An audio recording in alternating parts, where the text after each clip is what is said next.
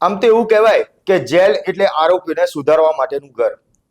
જો કોઈ આરોપીએ કોઈ ગુનો કર્યો એટલે એને જેલમાં મોકલવામાં આવે છે, અને જેલમાં એને એટલે મોકલાય કે ત્યાં ગાડી તે સુધરી જાય. પરંતુ હાલમાં તો જે પ્રમાણે જે દ્રશ્યો સામે આવ્યા છે, જે પ્રમાણે જે કાંડ સામે આવી રહ્યા છે, તે જોતા તો એવું જ લાગે છે કે જેલ એ આરોપીને સુધારવા માટે નહીં, પરંતુ તેમને વધારે બગાડવા માટેનું ઘર બન્યું હોય તેવું જ લાગી રહ્યું છે. વાત છે અમદાવાદ જેલની, અમદાવાદ મધ્યસ્થ જેલ, કે જ્યાં અવારનવાર મોબાઈલ મળવાના કિસ્સા છે તે સામે આવતા હોય છે. અને આ જ અમદાવાદ જેલ કે જ્યાં હાઈ સિક્યુરિટી ઝોન છે તે પણ રાખવામાં આવ્યો છે. અને અમદાવાદ જેલની અંદર અનેક એવા હાર્ડકોર ક્રિમિનલ છે, આતંકવાદીઓ છે કે જેમને ત્યાં જેલમાં પૂરવામાં આવેલા છે. પરંતુ તે લોકોને આખી જે હાઈ સિક્યુરિટી ઝોનમાં રાખવામાં આવે છે, તે ઝોનની અંદર કોઈ પણ વ્યક્તિ નથી જઈ શકતો. ત્યાં આગળ જો કોઈ આરોપી ત્યાં હાઈ સિક્યુરિટી ઝોનમાં જતો હોય, તેને ત્યાં રાખવામાં આવતો હોય તો તેના કપડાં પણ 10 વાર ચેક કરવામાં આવતા હોય છે. એટલે કે ત્યાં કોઈ વસ્તુ ના મળી આવે એટલી ટાઈટ સિક્યુરિટી છે જે જેલમાં રાખવામાં આવતી હોય છે. પરંતુ આ જ હાઈ સિક્યુરિટી ઝોનની અંદર આ જે મોબાઈલ છે તે મળી આવ્યો. મોબાઈલ તો મળ્યો, પણ તેની સાથે સાથે ચાર્જર પણ મળી આવ્યા હતા. ત્યારે આ મોબાઈલ કોની જોડેથી મળ્યો હતો, તેની જોડે કઈ કઈ વસ્તુઓ મળી, અને આરોપી કોણ છે, આ તમામ બાબતે ચર્ચા કરવા આપણી સાથે સિનિયર પત્રકાર રીતેશ શાહ જોડાયા છે. તેમની જોડે સીધી વાત કરીશું. રીતેશભાઈ, આજે અમદાવાદ મધ્યસ્થ જેલની અંદર જેલ તંત્ર દ્વારા તપાસ કરવામાં આવી અને હાઈ સિક્યુરિટી ઝોનની અંદર જે કુખ્યાત આરોપી જે કહેવાય છે તે આરોપી જોડેથી મોબાઈલ ફોન મળી આવ્યા હતા. આરોપી કોણ હતો, તેની ઉપર કેવા પ્રકારના ગુના છે? મયુર, તમને ખાસ જણાવી દઉં કે વિશાલ ગોસ્વામી નામનો એક કુખ્યાત ગેંગસ્ટર છે, જે મૂળ એમપીનો છે. તેના ઉપર 51 થી પણ વધારે ગુના નોંધાયેલા છે. અને અત્યંત ચર્ચાસ્પદ અમદાવાદના જ 2 કેસ છે. એક કેસ છે હિતેશ ઝવેરી, શિવરજની 4 રસ્તા પાસે 1 કરોડની લૂંટ કરીને હિતેશ ઝવેરી નામના એક વેપારીની દિન દહાડે ઘાતકી હત્યા કરવામાં આવી હતી. આ ઉપરાંત સીજી રોડ ઉપર આંગળીયા પેઢીના કર્મચારી અને અન્ય એક શખ્સને ગોળી મારીને હત્યા આ જ વિશાલ ગોસ્વામીએ કરી હતી. આ ઉપરાંત વિશાલના વિરુદ્ધમાં ગુજરાત જ નહીં, યુપી, એમપી, રાજસ્થાન જેવા 10 થી 12 રાજ્યોમાં તેના સામે અલગ અલગ પ્રકારના ગુના નોંધાય છે, જેમાં હત્યાના, ખંડણીના, અપહરણના એવા અનેક પ્રકારના ગુના નોંધાયા છે. હું તમને ખાસ જણાવી દઉં કે હિતેશ ઝવેરીની હત્યા થઈ તે પહેલા અમદાવાદનું સોની બજાર વિશાલ ગોસ્વામીના નામથી થરથર ધ્રુંજતું હતું, અને એ ફરિયાદ પણ નોંધાવતું નહોતું. એ માટે જે તે વખતના તત્કાલીન એસીપી હતા ક્રાઇમ બ્રાન્ચના, એમડી ચૌધરી, પોતે ત્યાં સોનીઓને મળવા ગયા હતા અને ફરિયાદ નોંધાવવા માટે બધાને વિનંતી પણ કરી હતી. તેમ હોવા છતાં કોઈ વેપારી ફરિયાદ નોંધાવતા નહોતા. અને જ્યારે તેને આપણી પોલીસ પકડવા ગઈ એમપીમાં, એ વખતે તે વખતના પીઆઈ, તત્કાલીન પીઆઈ ભાવેશ રોજિયા અને જીતુ યાદવ, એમની ઉપર પણ આ જ આરોપી વિશાલ ગોસ્વામીએ ફાયરિંગ કર્યું હતું. સામે પક્ષે પોલીસે પણ ફાયરિંગ કર્યું હતું, પરંતુ પોલીસે જાનની બાજી લગાવીને આરોપીને પકડી લીધો હતો. એટલે વિશાલ ગોસ્વામી એક બહુ કુખ્યાત ગેંગસ્ટર છે, અને જેલમાં રહીને એ પોતાનું નેટવર્ક ચલાવતો હતો. તેની પાસે એક નહીં, 2 મોબાઈલ મળી આવ્યા છે. એક આઈફોન છે અને એક કીપેડ ફોન છે, 2 ચાર્જર છે અને બેટરી પણ મળી આવી છે. એટલે જેલમાંથી હાલ પણ એ તેનું નેટવર્ક ચલાવતો હતો એવું સૂત્રો તરફથી જાણવા મળ્યું છે. અને જેલની જ ઓથોરિટી દ્વારા આજે સર્ચ કરવામાં આવ્યું હતું, જેમાં મોબાઈલ મળી આવ્યા હતા. ખાસ રીતેશભાઈ, કદાચ જો મારી ભૂલ ના થતી હોય તો વિશાલ ગોસ્વામીને લોકો ઓળખતા થયા હતા સૌ પહેલું વસ્ત્રાપુર લાડ સોસાયટીમાં તેને પ્રકાશ સોનીનું ફાયરિંગ કરીને હત્યા કરી હતી અને સોનાની લૂંટ કરી હતી. લાડ સોસાયટી પાસે હિતેશ ઝવેરીની હત્યા કરી હતી. અને ત્યારબાદ જ સોની બજારમાં ફફડાટ વ્યાપ્યો હતો, અને કોઈ પણ સોનીઓ પોલીસને ફરિયાદ પણ નોંધાવતા નહોતા. અને સામેથી જ વિશાલ ગોસ્વામી જે કે એના ખાતામાં અથવા તો આંગણે પેઢી દ્વારા પૈસા જમા કરાવી દેતા હતા વેપારીઓ, અને કંઈ પણ બોલતા નહોતા. પોલીસ પણ એમને અનેક વખત કીધું કે ભાઈ તમે ખરેખર શું છે, તમે કહો, અમે તમને મદદ કરીશું. પણ ક્યાંક પોલીસ ઉપર ભરોસો નતો લોકોને, એવું થયું ને? પોલીસ ઉપર તો ભરોસો હતો, પણ વિશાલ ગોસ્વામી પર નહોતો. કારણ કે વિશાલ ગોસ્વામી હાથનો છૂટો હતો અને એને અનેક કાંડ કરેલા છે. ગુજરાતમાં સૌથી પહેલો ગુજસી ટેગનો ગુનો વિશાલ ગોસ્વામી પર નોંધાયો હતો. આમ તો એવું કહેવાય છે કે અમદાવાદ જેલ, જે અમદાવાદ મધ્યસ્થ જેલ છે, તે જેલ ખૂબ જ સિક્યોર રાખવામાં આવતી હોય છે. જેલની અંદર કોઈ પણ આમ એવું કહેવાય કે કોઈ પરિંદુ બી અંદર પડ ના મારી શકે એટલી ટાઈટ સિક્યોરિટી છે અમદાવાદ જેલની અંદર રાખવામાં આવેલી છે. છતાં બી અનેકવાર એવા કિસ્સા સામે આવ્યા છે કે અમદાવાદ જેલની અંદરથી મોબાઈલ મળી આવતા હોય. એસઓજી દ્વારા બી ઘણીવાર સરપ્રાઇઝ ચેકિંગ કરવામાં આવે છે. તે વખતે પણ અનેક એવા આરોપીઓ છે કે જેની જોડેથી આ રીતે મોબાઈલ મળી આવ્યા છે. આવા અન્ય કયા કયા આરોપીઓ છે કે જેમની જોડેથી મોબાઈલ અત્યાર સુધી મળી આવ્યા હોય? જેલની અંદર એવું નથી કે એકલા મોબાઈલ જ મળે છે. આ અમદાવાદની એ જ જેલ છે કે જેની અંદર આતંકવાદીઓએ સુરંગ ખોદી હતી. 265 ફૂટની કે મીટરની સુરંગ હતી અને આતંકવાદીઓ ભાગી ગયા હતા. અને એ વખતે જેલનો કેટલોક સ્ટાફ મળેલો હતો એવું પણ બહાર આવ્યું હતું. જે તે વખતે પોલીસે એક્શન પણ લીધી હતી. મને બરાબર યાદ છે એ વખતે ક્રાઇમ બ્રાન્ચના ડીસીપી હિમાંશુ શુક્લા હતા અને હિમાંશુ શુક્લાએ ખૂબ જ એમાં કાર્યવાહી કરી હતી. જે તે વખતના જેલ સુપ્રિન્ટેન્ડન્ટ આરજી પારગી હતા. આરજી પારગી સામે પણ જાણવાજોગ ફરિયાદ નોંધવામાં આવી હતી અને ખૂબ જ કાર્યવાહી કરી હતી. પરંતુ જેલમાં આજની નથી, જેલ અમદાવાદની જેલ વર્ષોથી બદનામ છે અને જેલના જ કેટલાક ગદ્દારો છે કે જે આવા ગુનેગારોને સપોર્ટ કરી રહ્યા છે. જેથી જ આવા મોબાઈલો વારંવાર પકડાય છે. અગાઉ તમે જે કીધું એ પ્રમાણે વિશાલ નાયક એની પાસેથી બી પણ ફોન પકડાયો. એ પણ કુખ્યાત ગુનેગાર હતો. એની પર બી અનેક હત્યાના, ખંડણીના જેવા કેટલાય ગુના નોંધાયેલા હતા. આ ઉપરાંત ચેતન બેટરી પાસેથી પણ મોબાઈલ મળ્યો હતો. આવા અનેક ગુનેગારો પાસેથી મોબાઈલ મળે છે. ઘણી વખતે બીજી બધી વસ્તુઓ પણ મળતી હોય છે. ગુટખા પણ મળે છે. એટલે જેલનો કાયદો, જેલની અંદર કાયદો, આમ તમે જાઓ તો તમને 10 જગ્યાએ તપાસ કરે છે કે ભાઈ નાનામાં નાની બાબત હોય તો બી આ લોકો તપાસ કરતા હોય છે. તમારું ફોન પણ મુકાવી દે છે અને બહુ ચીવટતાપૂર્વક તપાસ કરતા હોય. જો ખરેખર ચીવટતાપૂર્વક તપાસ થાય તો આટલા મોટા કુખ્યાત ગુનેગાર પાસે આઈફોન ક્યાંથી આવ્યો એ બહુ મોટો પ્રશ્ન છે. અને એ પણ એમને સંતાડી દીધેલો હતો કાણું પાડીને જેલની અંદર. એટલે એ કંઈક નાની વસ્તુ નથી. એટલે જેલનો કોઈનો કોઈ સ્ટાફ મળેલો હશે તો જ વિશાલ ગોસ્વામીએ આ મૂકવાની હિંમત કરી હશે. રીતેશભાઈ, એક સવાલ એ થાય છે કે અનેકવાર આવી રીતે મોબાઈલ છે કે અનેક એવી વસ્તુઓ છે કે જે જેલમાંથી મળી આવતી હોય છે.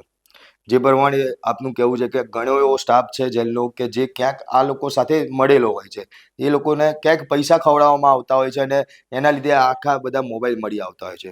તો આ બાબતે ઉપરી અધિકારીઓનો બી ખ્યાલ તો હશે જ ને કે ભાઈ જેલનો કયો સ્ટાફ આ લોકો સાથે મળેલો છે, તો કેમ એ લોકો સામે કોઈ કાર્યવાહી નથી થતી? આજ દિન સુધી મોબાઈલ પકડાયા, કોઈ અન્ય વસ્તુ પકડાઈ, ચાહે બીડી, સિગરેટ, ગુટખા પકડાયા હોય, છતાં પણ માત્ર જે વ્યક્તિ સામે પકડાય છે, જે આરોપી જોડેથી આ વસ્તુઓ પકડાય છે, તેની સામે ખાલી કેસ દાખલ કરી દેવામાં આવે છે. રાણીપ પોલીસ સ્ટેશનમાં આનો કેસ દાખલ થાય, ત્યારબાદ કોઈ કાર્યવાહી થતી નથી. એનું કારણ શું લાગી રહ્યું છે? તમને ખાસ જણાવી દઉં કે હાલ હમણાં જ ઇન્ચાર્જ ડીજીપી બન્યા ડોક્ટર KLN રાવ, એમની પાસે જ જેલનો વધારાનો હવાલો છે અને હાલ તેમના હસ્તક જ જેલ આવે છે. આટલા મોટા સુપિરિયર ઓફિસર છે, બરાબર, તેમ હોવા છતાં ઘટનાઓ બને છે. અગાઉ જ્યારે PC ઠાકુર એ જેલોના વડા હતા અને પોતે ડીજીપી બન્યા હતા, બરાબર છે, ત્યારે પણ ઘટનાઓ બનતી હતી. એટલે આ કાયદાની છટકબારીઓનો બહુ ઉપયોગ કરવામાં આવે છે અને જેલના સ્ટાફ ખરેખર, હું બધા સ્ટાફની વાત નથી કરતો, પણ કેટલાક ગદ્દારો છે જે કુખ્યાત ગુનેગારોને ખૂબ જ સપોર્ટ કરી રહ્યા છે અને તેના કારણે જ આવી ઘટનાઓ બને છે.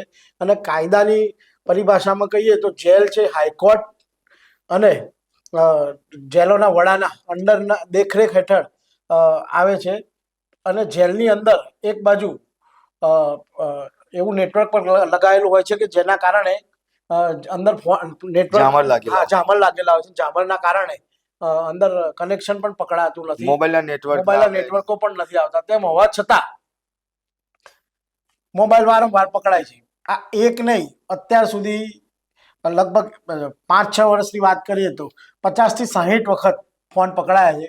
દરેક વખતે અમે કાર્યવાહી કરીએ છીએ. બસ કાર્યવાહી એમની એ હોય કે ફરીથી ગુનેગારો પકડાય પાછા, અને ત્યારે જ એમને યાદ આવે જેલ સત્તાવાળાને કે ભાઈ અહીં ગાડે મોબાઈલ લઈ જાય છે. આ તો ખાલી એક મોબાઈલ બહાર આવ્યો છે, પણ આવું ઘણું બધું વસ્તુ જો આ જ રીતે કરશે તો લોકો માટે જેલના ગુનેગારો છે ને એ ખૂબ જ ભારે પડશે. હા, મનીષ બલાઈ નામનો એક આરોપી હતો, હા. જે છે ને તેને જેલના દિવાલો કૂદીને, એ શક્ય જ નથી તેમ હોવા છતાં પણ તેની દિવાલ કૂદીને તે ભાગી ગયો હતો. આખરે ક્રાઇમ બ્રાન્ચના કોન્સ્ટેબલના હત્યારો મનીષ બલાઈ, જેને ક્રાઇમ બ્રાન્ચમાં જ એક કોન્સ્ટેબલનું મર્ડર કર્યું હતું, ચંદ્રકાંત મકવાણા, એ જ આરોપી મનીષ બલાઈ હતો. હા, મનીષ બલાઈ એ જ આરોપી છે જેને ચંદ્રકાંત મકવાણાની ઘાતકી ક્રાઇમ બ્રાન્ચની અંદર હત્યા કરી હતી. ત્યારબાદ જે તે વખતના તત્કાલીન જોઈન્ટ સુપ્રિન્ટેન્ડન્ટ જે કે ભટ્ટ હતા, તેમને 200 થી વધારે પોલીસ કર્મચારીઓને રાતોરાત કામે લગાડ્યા હતા. અને ત્યારબાદ વડોદરા પાસેના કોઈ ગામ પાસે ટ્રેન ઊભી રખાવી હતી, અને ટ્રેન ઊભી રખાવ્યા બાદ મનીષ બલાઈની ધરપકડ કરવામાં આવી હતી. પરંતુ જેલની અંદર આવા બનાવો બનવા એ સામાન્ય વસ્તુ થઈ ગઈ છે. એટલે જેલના જે અધિકારીઓ છે, ખબર નહીં એ કઈ રીતે કાર્યવાહી કરે છે. ઘણી વખત ઘણા સ્ટ્રીક અધિકારીઓ પણ આવેલા છે, હું તેમને પણ કાર્યવાહી કરી છે, પણ તેમ હોવા છતાં કોઈ અસર થતી નથી અને આખરે મોબાઈલ તો પકડાય જ છે. રીતેશભાઈ, આ તો એક મોબાઈલની ખાલી વાત છે, પણ અમદાવાદની બહારની બી અનેક જેલો છે જ્યાં આવેલી છે. આરોપીઓ ત્યાં આગળ જલસા કરતા હોય એવા વિડીયો બી આજ દિન સુધી બહાર આવ્યા છે. હમણાં થોડા દિવસ પહેલા અમદાવાદની અંદર જ રાયપુર જે વિસ્તાર છે, ખાડિયા વિસ્તાર, ત્યાં ગાડી મોન્ટુ નામદાર નામનો એક કુખ્યાત આરોપી છે કે જેને ભાજપના જ એક કાર્યકર્તાની હત્યા કરી હતી, જેમાં તેને સજા થઈ. આ કેસમાં જ્યારે મોન્ટુ નામદારની ધરપકડ થઈ, ત્યારબાદ તેને જે ખેડા જેલમાં રાખવામાં આવ્યો હતો, ત્યાં તે જલસા કરતા હોય, જેલની અંદર જ ક્યાંક મહેફિલો માણતા હોય તેવા વિડીયો છે તે સામે આવ્યા હતા. તેની ફરિયાદ છે તે પણ કરવામાં આવી હતી. કેટલી ગંભીર બાબત આ કહી શકાય? આ ખૂબ જ ગંભીર બાબત છે કે જેલ પ્રશાસન જેલની અંદર દારૂની પાર્ટીઓ થતી હોય અને એના અધિકારીઓ ઊંઘતા હોય, એ વાત માનવામાં આવે એમ છે નહીં.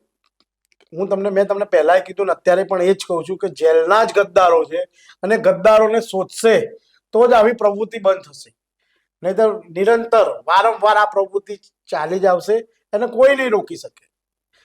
એટલે ક્યાંક ને ક્યાંક જેલની સિક્યુરિટીમાં પણ ખામી છે, અને આવા ગદ્દાર અધિકારીઓ છે એને જ્યાં સુધી શોધવામાં નહીં આવે ત્યાં સુધી આવા ગુનાઓ અને આવા ગુનેગારો બેફામ થશે જ.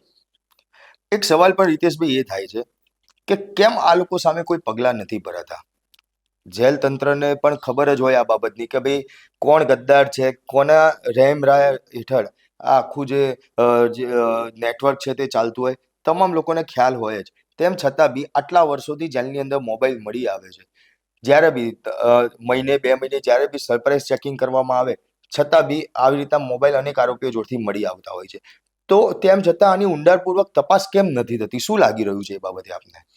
તમને મયુર ખાસ જણાવી દઉં કે આપણા હાલના ગૃહમંત્રી અને ડેપ્યુટી સીએમ જ્યારે હર્ષ સંઘવી એમને ઓચિંતાની જેલની મુલાકાત લીધી હતી, અને એ વખતે સમગ્ર ગુજરાતની જેલોમાં તપાસ કરી હતી. એમાં 18થી પણ વધારે ફોન પકડાયા હતા.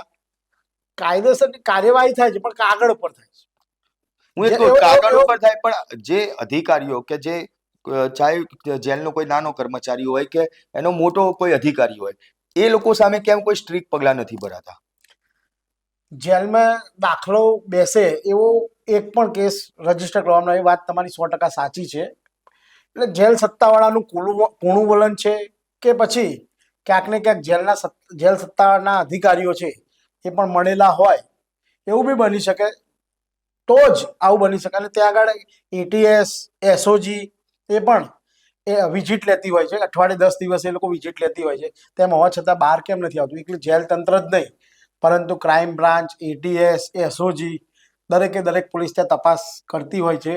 પણ સૂત્રો તરફથી એવી વાત મળી છે કેટલાક ગુનેગારોને જેલ તંત્રવાળા અને કેટલાક અધિકારીઓ એવું કહે છે કે અમારા બાતમીદારો છે, બાતમીદારોના નામે એમની દુકાન ચલાવવામાં આવે છે. અને થોડા સમય પહેલા જ એક પોલીસવાળાનું નામ પણ આવ્યું હતું, પણ ત્યારબાદ એ મામલો આખો રફે દફે કરી દેવામાં આવ્યો હતો, અને 8 દિવસ સુધી એ મામલો બહાર આવ્યો નથી. કદાચ કહી શકાય કે ઇન્ડિયાનો સૌથી મોટો ગુનેગાર કહેવાય લોરેન્સ બિશ્નોઈ, કે જે ગુજરાતની જેલમાં જ હાલમાં બંધ છે. થોડા ટાઈમ પહેલા એનો એક વિડીયો વાયરલ થયેલો હતો. જેલની અંદરથી વિડીયો કોલ કરીને દુબઈના એક વેપારીને ધમકી આપે છે. એ વેપારી દ્વારા આખો આ વિડીયો છે તે વાયરલ કરવામાં આવ્યો હતો, અને જેલની અંદરથી જ લોરેન્સ બિશ્નોઈ તેને વિડીયો કોલ કરીને ધમકી આપે છે, તેની જોડે ખંડણી પણ માંગતો હતો. જો આવા કુખ્યાત આરોપીઓ અંદર જેલમાં રહેતા હોય છતાં બી આટલી લાલિયાવાડી? હું એ જ કહું છું કે જેલ સત્તાવાળા છે એ કોઈ નક્કર પગલા જે લેવાના પગલાં નથી લેતા લેવાતા. નથી. આ ઉપરાંત સરકાર પણ અનેક વખત જ્યારે ઘટના બને ત્યારે કહી દે છે બધા મંત્રીઓ વાહવાહી લૂંટવા માટે કે અમે આ કાર્યવાહી કરીશું, તે કાર્યવાહી કરીશું, પણ કાર્યવાહીના નામે કંઈ જ થતું નથી અને એના કારણે જ ગુનેગારો બેખોફ બનેલા છે. જેથી જ આવા વિડીયો કોલ, અને લોરેન્સ બિશ્નો એ કોઈ નાનો ગુનેગાર નથી, એ ઇન્ટરનેશનલ ગુનેગાર છે અને એને અનેક ગુનાઓ કરેલા છે, તેને અનેક નેતાઓને ધમકીઓ આપી છે, અનેક હત્યાઓને અંજામ આપેલા છે. તેમ હોવા છતાં તે જેલની અંદરથી ફોન કરે, જેલના કોઈને ખબર ના હોય, જેલ સત્તાવાળાઓમાં, એ વાત ગળે ઉતરે એમ જ નથી. એટલે બિલકુલ ખાસ કહી શકાય કે આમ તો જેલની અંદર એવું કહેવાય કે આરોપીઓ છે કે જેમને સજાના ભાગે અને સુધારવા માટે મોકલવામાં આવે છે, પરંતુ જે પ્રમાણેના કિસ્સાઓ દિન પ્રતિદિન જેલમાંથી બહાર આવે છે તે કિસ્સા જોતા તો એવું જ લાગે છે કે જેલ એ આરોપીઓ માટે એક જલસા કરવાનું ઘર બની ગયું છે. જો કોઈ આરોપીને જલસા કરવા હોય તો કોઈ પણ નાનો ગુનો કરો કે મોટો ગુનો કરો, જેલમાં જાઓ, તમને તમામ પ્રકારના જલસા છે તે કરવા મળશે. એવી બી વાત સૂત્રો દ્વારા જાણવા મળે છે કે જેલની અંદર તમે જે માગો તે તમામ વસ્તુ મળતી હોય છે અને તેનો એક ભાવ છે તે નક્કી કરવામાં આવતો હોય છે. તમામ લોકોને આ બાબતની ખબર છે, ઉપર મંત્રીથી લઈ સંત્રીથી લઈને અધિકારીઓ સુધી તમામ લોકોને આ બાબતની ખબર છે, છતાં પણ કોઈ જ કાર્યવાહી નહીં. જો આવી કોઈ વસ્તુ પકડાય તો માત્ર કાગળ ઉપર કાગળિયા જે બગાડવાના કામ છે તે જ કરવામાં આવે છે. કોઈ તેની સામે નક્કર પગલા કોઈ અધિકારી સામે આજ દિન સુધી લેવાયા નથી. અને જો ખરેખર કોઈ નક્કર પગલા અધિકારી સામે લેવામાં આવે, કોઈ દાખલો બેસાડવામાં આવે, તો ચોક્કસ એવું કહી શકાય કે જેલની અંદર જે લાલિયાવાડી ચાલી રહી છે તેની ઉપર રોક લાગી શકે. આ બાબતે તમારું શું માનવું છે તે કોમેન્ટ બોક્સમાં જરૂરથી જણાવજો. સાથે જ અમારી લલકાર ન્યૂઝ ચેનલને લાઇક, શેર અને સબસ્ક્રાઇબ કરવાનું ભૂલશો નહીં.